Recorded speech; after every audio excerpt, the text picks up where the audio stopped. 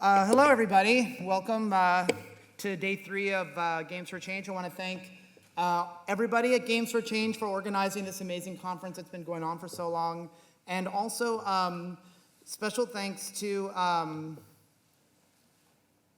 the production staff that put up with a bit of fussiness with me this morning in my presentation. For the last year or so, I've started giving 30 seconds off topic before I give any talk. So I'm going to go off topic now. I want to recognize that something I noticed at the conference over the last couple of days, Games for Change, and I asked about this. I noticed, then I asked, so my suspicions were confirmed, but Games for Change does not have any plastic in any of the materials that they have. So there's no plastic silverware. The food is being served in wicker baskets, if you notice, and not like plastic trays with plastic lids. The beverages that they have, even though the water, they have the boxed water people coming in so that it's not plastic bottles. I just want to say our planet is drowning in plastic, and all of us in this room, probably virtually all of us, organize little events, little meetings, big conferences, and I think that it's important that we do everything that we can to think about the impact of what we do on this planet. So that was my 30 seconds off topic, but let's give a hand for Games for Change. Thank you, Games for Change, for keeping that in mind.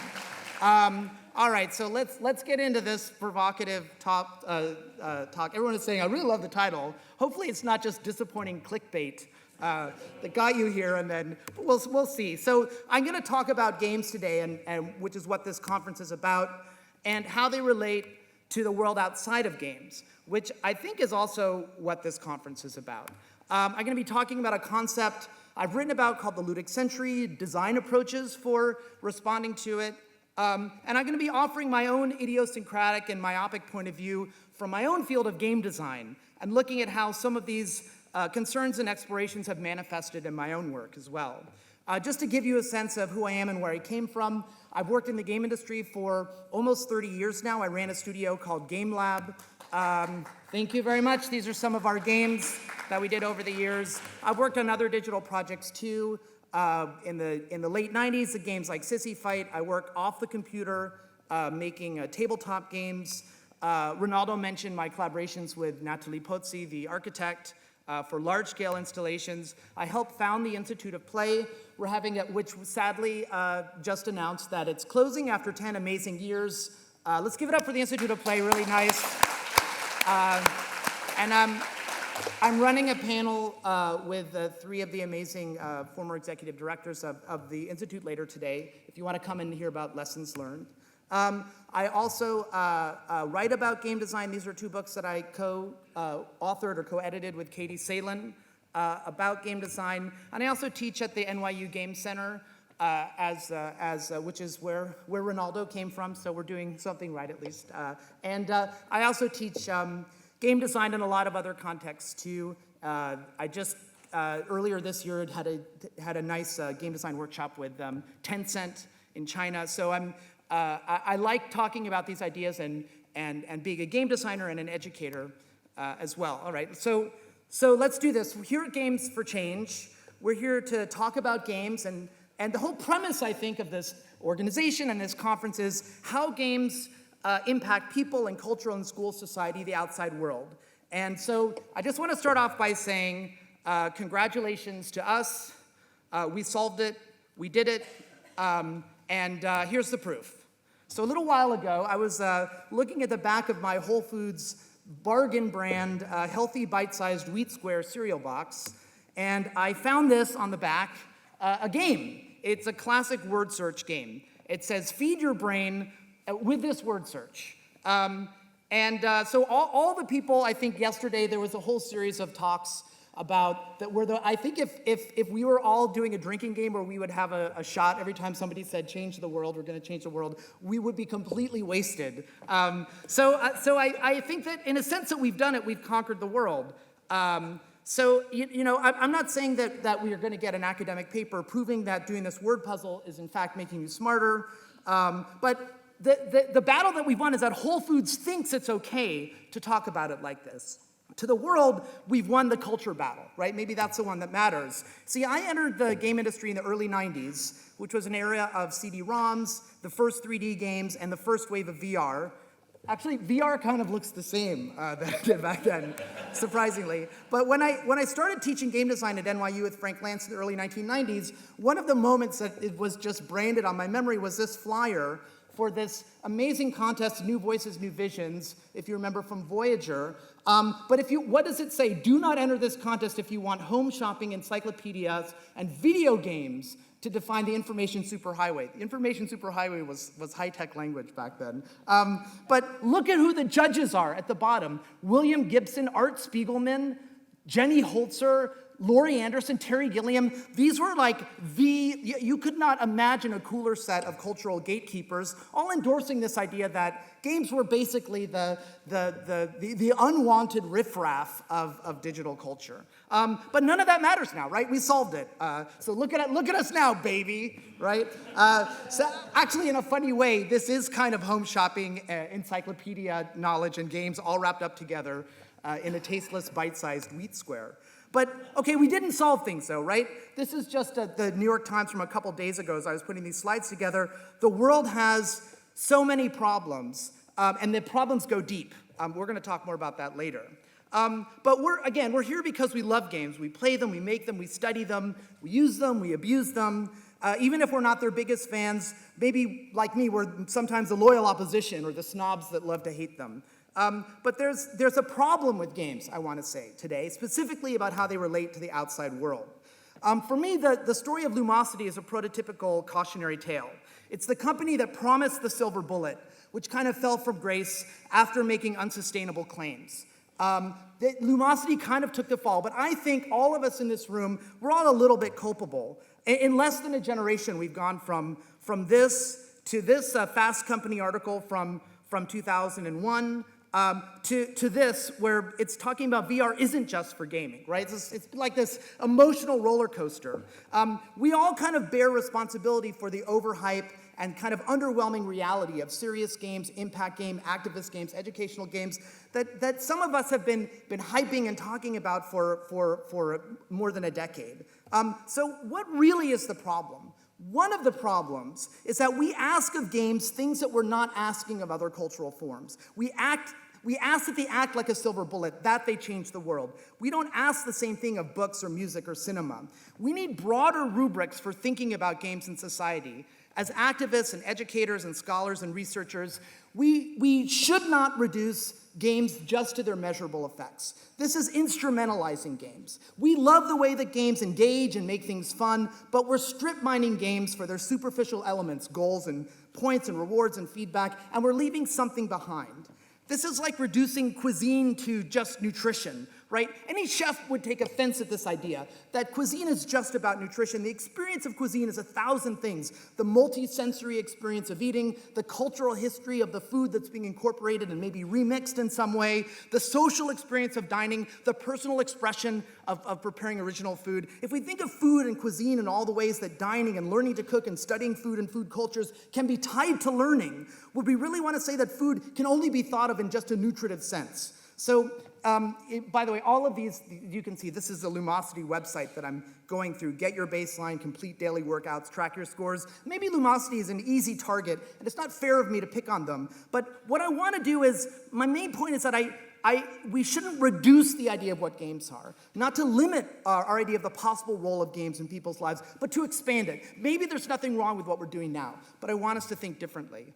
I come from a family of art educators. My parents were professors of art education. They were teachers of art. Art education is an interesting discipline because it's also, like what we're trying to do here, leveraging the positive effects of an aesthetic form, of a cultural experience for education. But art educators don't try and measure, typically, the information transition or cognitive skill improvement. They ask deeper questions, richer questions, bigger questions. I feel like we're not usually asking these questions of games. And I'm talking about a musty, old-fashioned discipline like art education here, right? But I actually think that in the context of of the way that we talk about games. This is quite radical, to talk about pleasure, to talk about cultural values and how they relate to games. And we want to think about how games connect to the rest of culture and can have some kind of impact. Looking around Games from Change, there are a few common models for the way people are doing this. First, so I'm going to present a few different models for how I'm seeing people most commonly think about games and how they relate to culture. So first is this idea of games as message, and it kind of makes sense, right? The way that as a way to connect games to the world, that games are about something, that they're about a serious topic or social issue or educational content.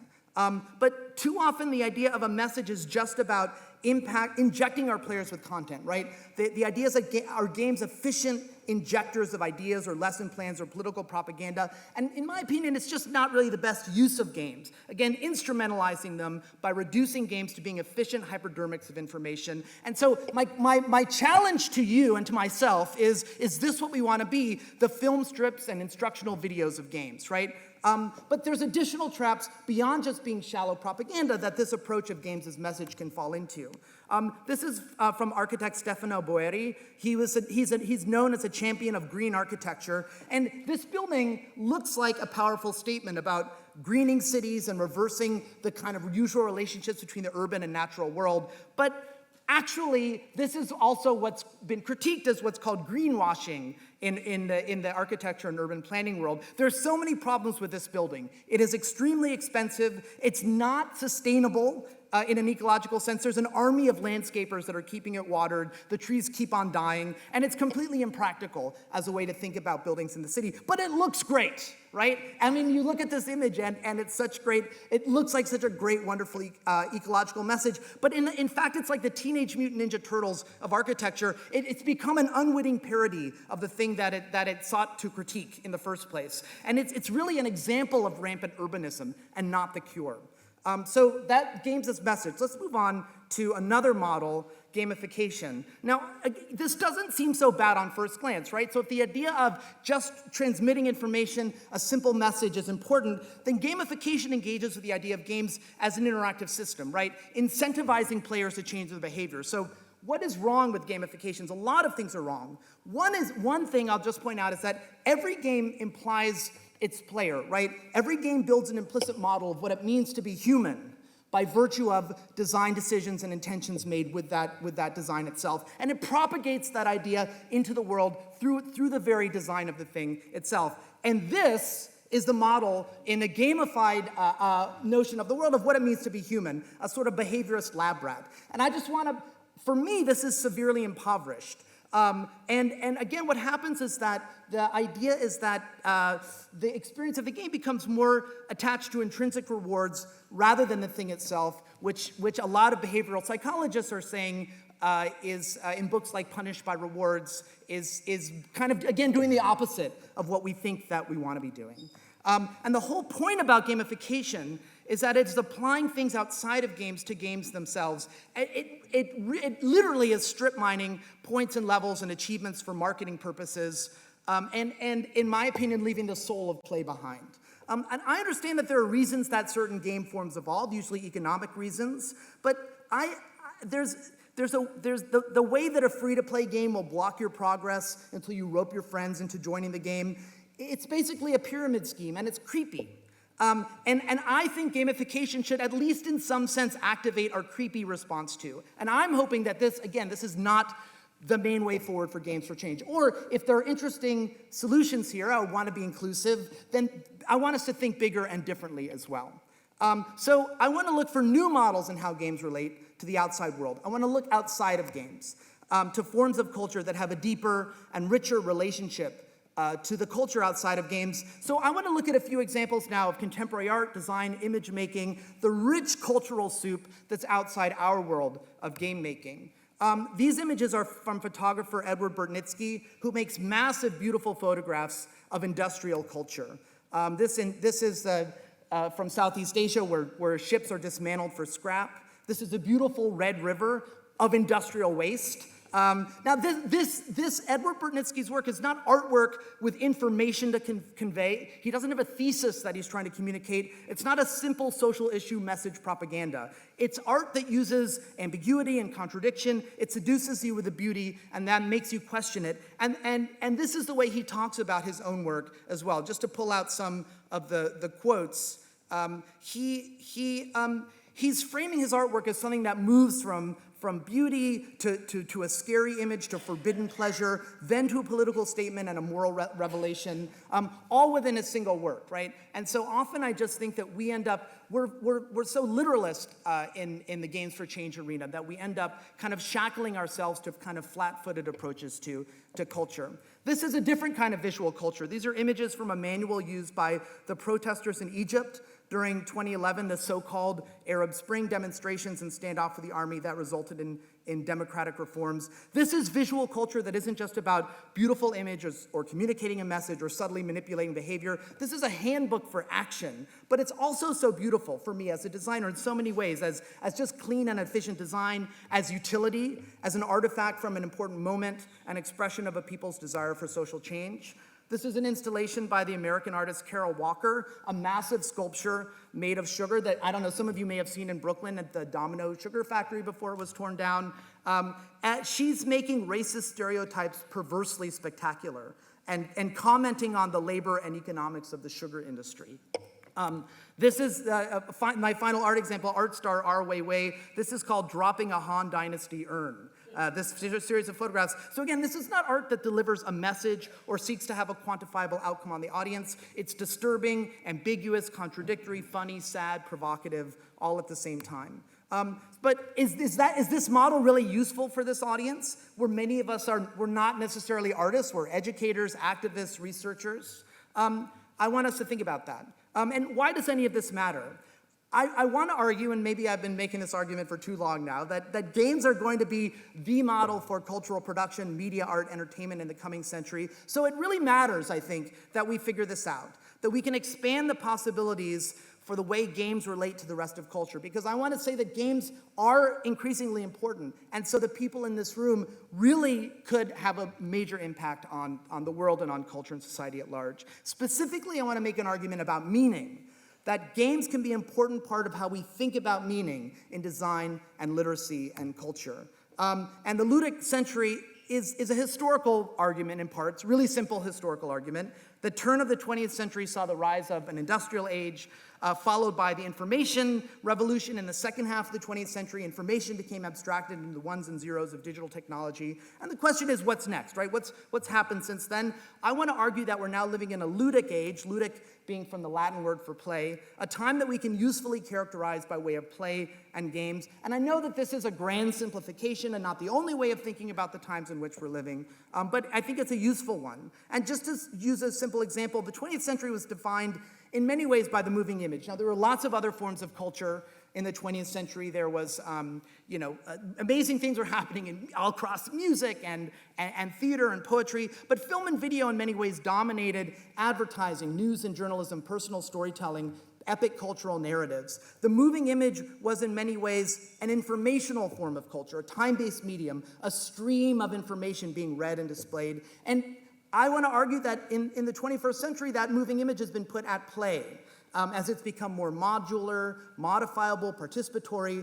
Think of how the moving image is used now. It's streamed, it's stopped, it's started, it's a window on your desktop, it's surrounded by social media, it's mixed and remixed. It's not a linear theater that wants to take you in a kind of immersive way and demand all of your attention. If the 20th century was dominated by the moving image, the 21st century, I want to say, is going to be similarly directly influenced by games, or things that are like games. Games, for me, are the form of media, art, entertainment, or culture that is particularly modular, customizable, or systemic, and even going back to the ancient idea of sports and board games, they also have all of these modular and systemic qualities as well. But because of this new relevance in our culture, in our ludic century, they're more and more relevant to understanding how the world works.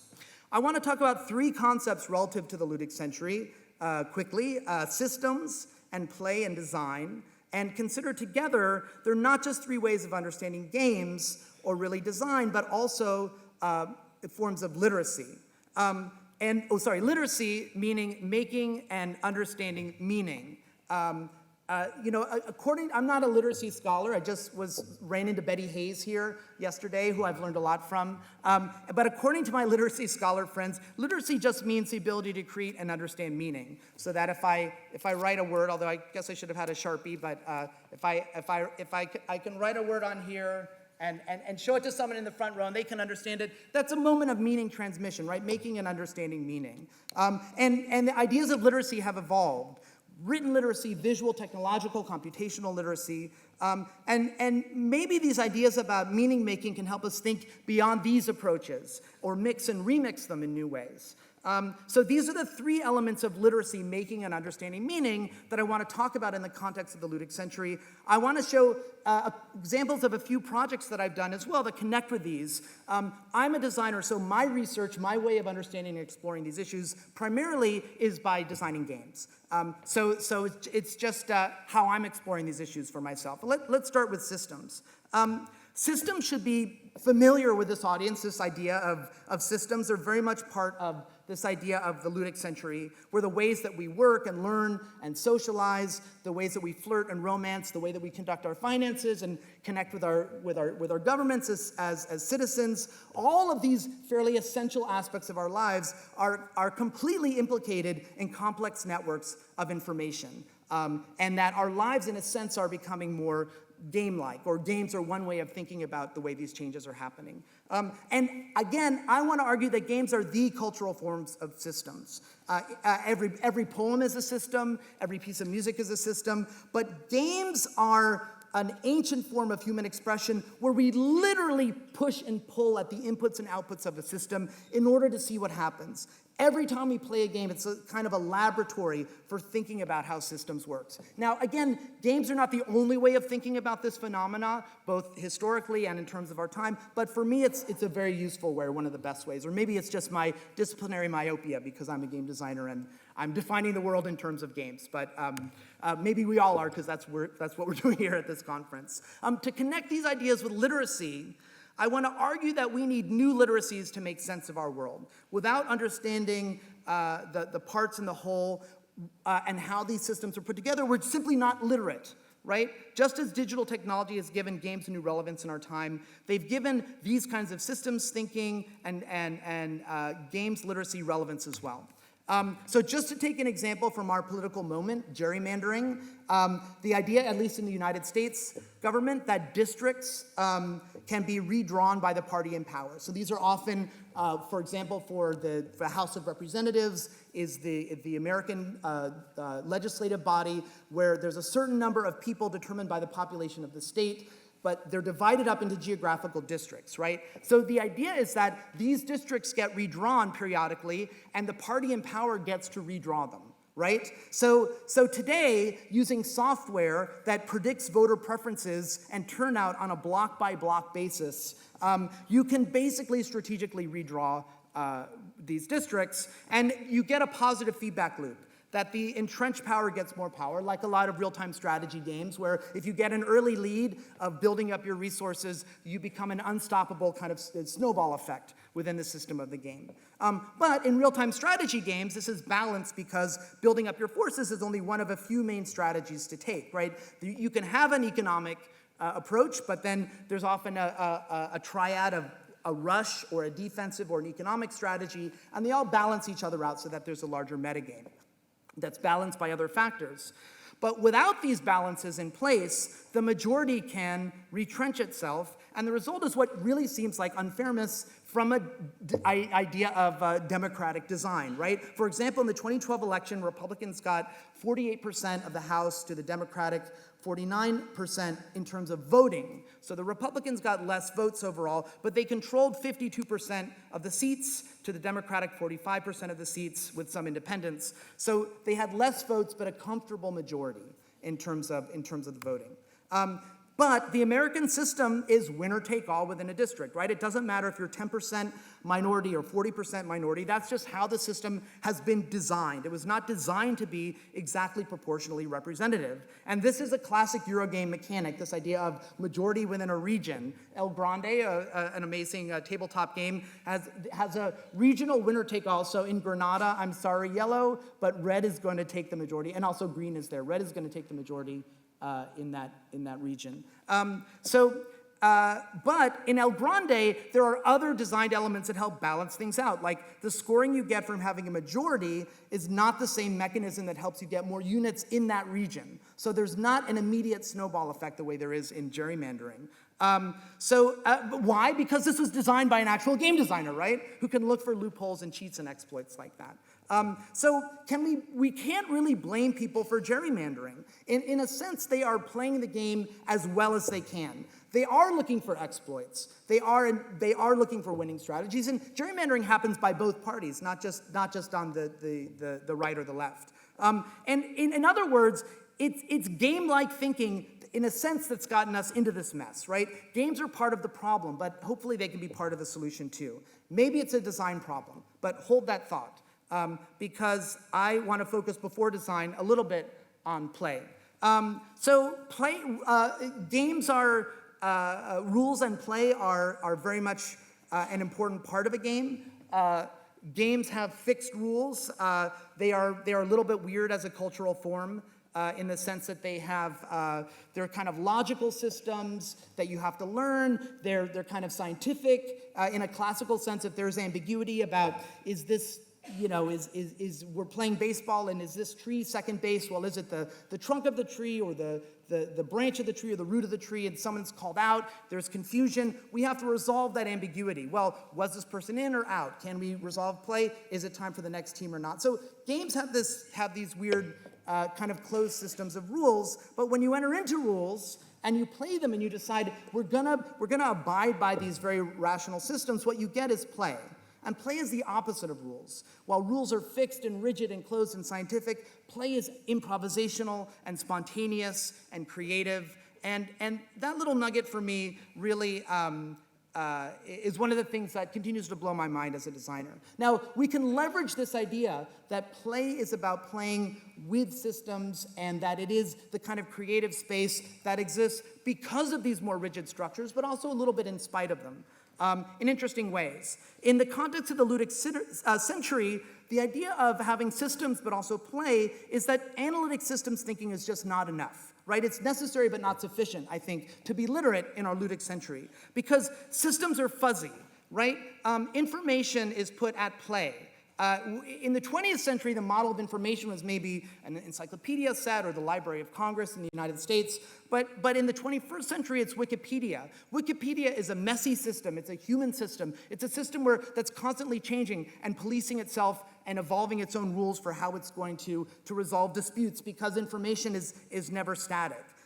Artist and writer James Bridle made this object called Every Edit. This is a book with every edit made to a single Wikipedia article, in this case, the Iraq War, over a period of 5 years, from December 2004 to December 2009. And today, we play with our media, right? I mentioned this before. Now it's streamed, manipulated, downloaded, discussed, and dissected on social media, reviewed and mashed up and appropriated online. And this is an echo of Bernie DeKoven's work as well. Bernie, who sadly passed away over the last year, has introduced this idea of a play community, that to play well, we are creating a system and we're part of that shared human system of play in the moment. And that playing well means knowing that we can make changes to the game in order to make it better for everyone. And Bernie's amazing ideas and work undermine the authority of the designer of fixed rules of systems that we have to live with. To talk about playing with a system and show one of my projects, I wanna explore one of my recent installations with Natalie Pozzi, the architect, which is waiting rooms. A series of dystopian waiting rooms that takes over a whole building, and inspired in part by my collaborator Natalie Pozzi's experience of the US immigration bureaucracy. There's two main economies in the game, tickets and pennies. Each room has a different way of gaining and losing them. There's exit fees in a room that you pay to move forward, but you never know where you're going. A series of rooms connected by these kind of blue lines on a floor. There are performers. This is an attendant that helps you follow the rules. It's really a dystopian bureaucracy that doesn't have an immediate purpose. It's a narrative without a plot. The interaction that you have with the other participants determines the narrative, and there were no actors involved. But we used people that we knew. This is actually Tim McHenry, the director of programming at the Rubin Museum, who was in the currency exchange room. So this is a diagram of all the spaces and the rules for how it works. We didn't use the main exhibition area. We used interstitial spaces like elevators and service corridors, staff lounges. And just to give you a sense of one room, we had a room that we called the sitting room, where there were 5 chairs. When you walked in, the attendant would look at her watch and say, it's 8:32, you may have a seat. And then once you sat down in a seat, you realized that you would get a penny if you were sitting in a seat. That was the basic idea of the room. But what happened is that players did amazing creative behavior in that room every night, often quite different. They would start, for example, forming different lines. There would be sometimes multiple competing systems for people arguing about who would get to sit in a chair next. People in chairs started auctioning off their chairs. I'll get up from my chair if someone wants to give me a certain number of tickets. And one night we had people ask the attendant who was in the room, well, someone was sitting on someone's lap, and they said, well, we're both in this chair, so we both get a penny. The attendant looked at their kind of job manual that we give them, and it didn't tell her what to do. So she gave them both a penny, and within 5 minutes, there were people 8 deep, all strangers sitting on each other's laps. And at the talk back after that, we did talkbacks when we were prototyping this project, and somebody raised their hand and said, I just want to know, we solved that room, right? We figured out that room. And what my partner Natalie said was, she said, well, no, we've never seen that happen before tonight. So this was a system that really supported this kind of creative play behavior. It's absurdist, inspired by her experience of border crossing, but there's no single goal or way to win. It supported many player-invented goals. And in this case, one more example of getting a ribbon. That's a very expensive room to exit. So once you're there, you're kind of trapped, and this person can't afford to leave. And she's waiting. Interesting things happen in this room as well. It's about the value and arbitrariness of human systems, but also how these systems create meaning. I want to give a sneak peek at a new project that plays with culture in a different way. It's called Lost Words. And if play is about playing with structures, Lost Words plays with language and literature. This is a project I'm doing with Colleen Macklin, John Sharp, and Local Number 12.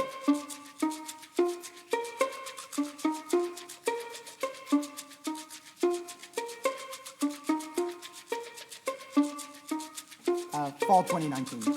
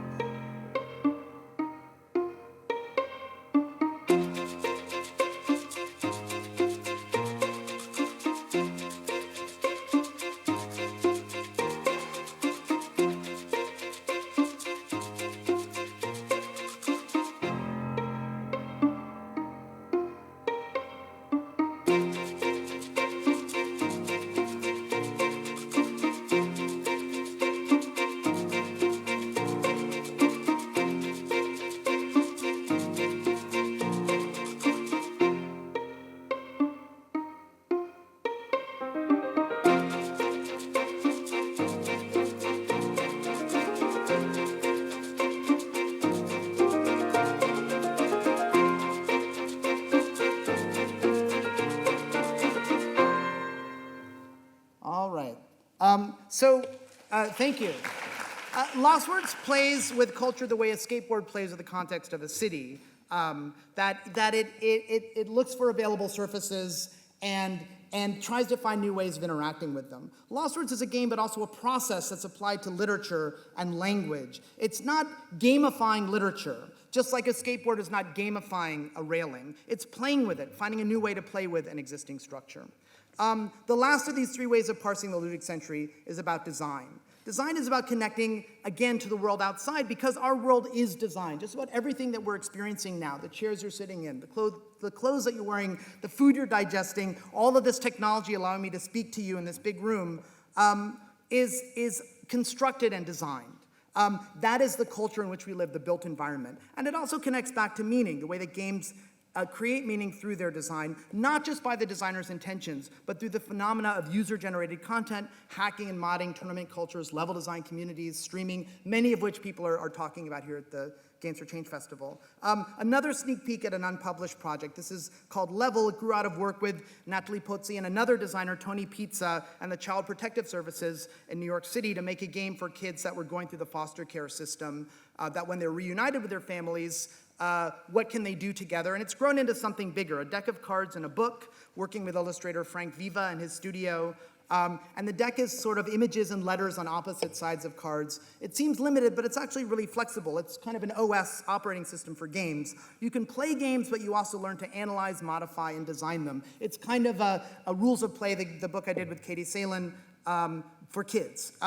So this is designed for kids 8 to 12, but I would use this in my graduate classes too, to help teach game design. And this is a shot of the current prototype of cards, because design is a process as well. As we prototype this game, we're playing with all kinds of players, improvising, designing, pushing and pulling at the rules of the system to make a more beautiful shape of play. My own sense of myself as a person, as a designer, expands. So what's at stake in seeing the world as designed? Not taking the built environment, the media landscape, our social and political structures for granted, which brings us back to why we're here at Games for Change. Final example, I promise I'm wrapping up. Thank you for being patient with me, production people. Over the last year, I worked with Heather Chaplin at the Journalism and Design program here at the New School for an initiative called Gaming the System. We wanted to look at gerrymandering, but other forms of government systems as well. The question is, could we think about democracy as a design problem? Think about democracy as a system with loopholes, cheats, and exploits. But we brought together journalists, information designers, game people. We had no idea what would come out of it. We listened to content experts. We brainstormed ideas. We put people together and put them out of their comfort zones. And we came up with a lot of interesting ideas for projects. This is an example. This is a Pokemon Go style game about voting districts, running around a city trying to pack districts with votes in order to teach about how the system is broken. And honestly, this was one of the better ideas. It's not that great of an idea. What did we come up with? Really, nothing that we really liked that much, to be honest with you. And we really were not able to escape from the traps of serious games that happen at the intersection of games and real-world impact.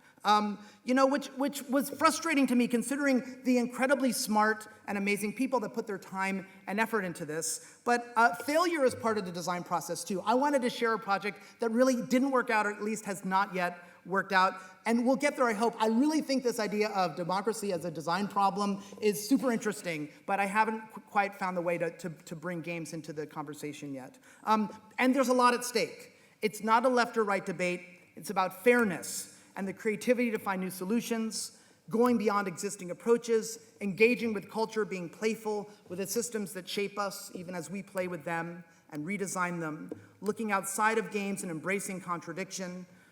Games are part of the problem, but I hope they can be part of the solution too.